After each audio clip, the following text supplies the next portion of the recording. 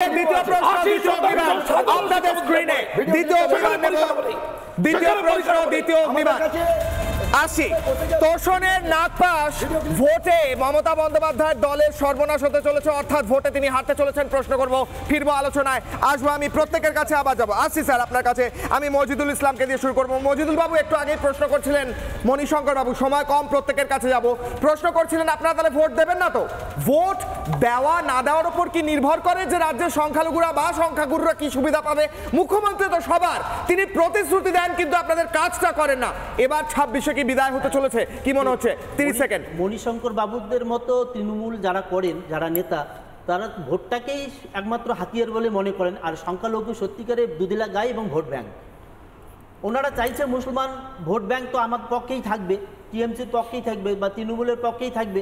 অতএব এদের প্রতি বঞ্চনা, এদেরকে প্রতিশ্রুতি দিয়ে তা পালন না করা, এটাতে কিছু আসে যায় না।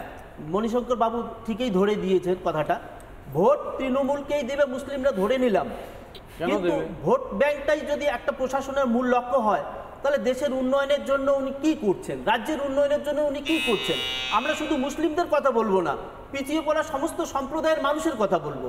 হিন্দু পিছিয়ে পড়া হিন্দুদের কথা বলবো, পিছিয়ে পড়া ট্রাইবেল যারা আছে তাদের কথা বলবো। মুসলিমরা শিক্ষায়, কর্মে, কর্মসংস্থানে পিছিয়ে আছে, তাদের প্রতি দিদি বেশি হাইলাইট করেছেন। ওনাকে আম্মা বা খালা বলা হয়, তাহলে উনি আমাদের আম্মাও হচ্ছেন না, খালাও হচ্ছেন না, উনি আমাদের সৎমাও হচ্ছেন না, তাহলে উনি হচ্ছেনটা কি আমাদের? উনিকে এর জবাব দিতে হবে। মণিশঙ্কর বাবু বললেন তাহলে ভোটটা আমরা কাকে দেব?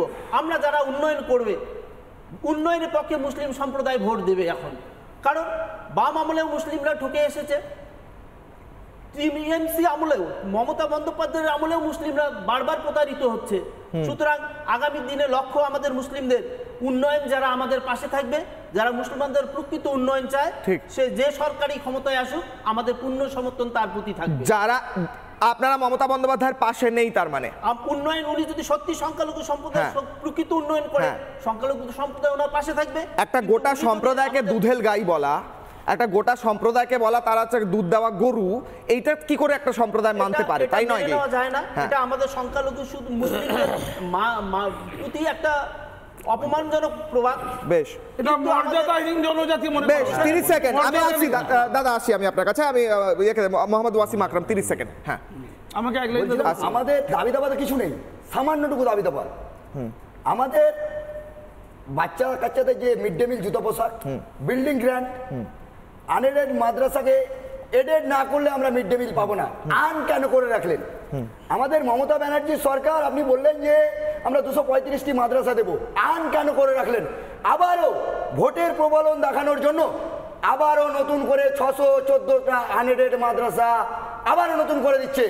আমি বলবো বাংলার যারা সংখ্যালঘু মুসলিম দরদি, আপনারা যারা বলছেন যে আনএডেড মাদ্রাসায় আবারও ঢুকছি, তাদের ভবিষ্যৎ অন্ধকার, চোর ডাকাতে ভরে যাবে।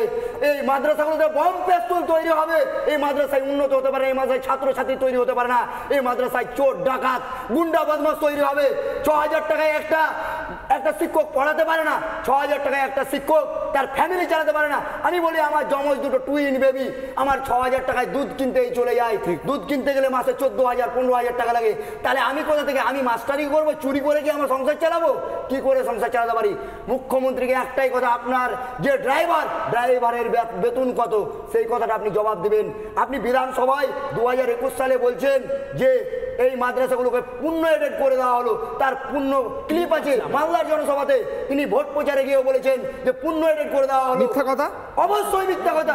মিথ্যা কথা কেন বলছেন উনি? মণিশঙ্কর বাবু, 30 সেকেন্ড। হ্যাঁ, ক্লিপ আছে আমাদের কাছে। বেশ। নানা ধরনের কন্টেন্ট দেখার জন্য লাইক করুন, শেয়ার করুন আমাদের ফেসবুক পেজ, সাবস্ক্রাইব করুন আমাদের ইউটিউব চ্যানেল। পাশাপাশি অন্যান্য ব্রেকিং নিউজের জন্য অবশ্যই চোখ রাখুন রিপাবলিক বাংলায়।